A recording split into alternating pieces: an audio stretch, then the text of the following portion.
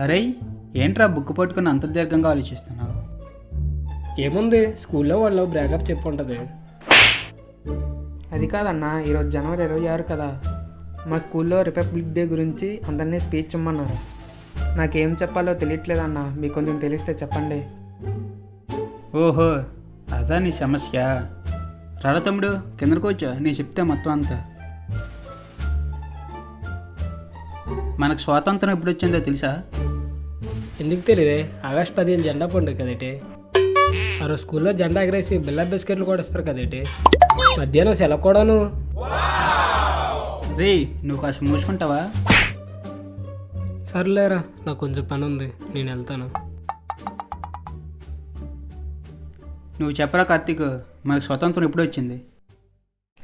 1947 August 15. ఇప్పుడు చెప్తే రాసుకో.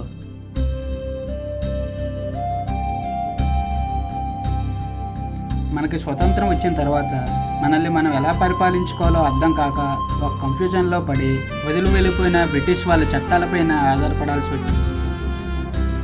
అవి చాలా ఘోరమైన చట్టాలు. అలా ఉండకూడదని, అన్ని దేశాలలాగే మనకంటూ ఒక రాజ్యాంగం ఉండాలని నిర్ణయించుకున్నాను.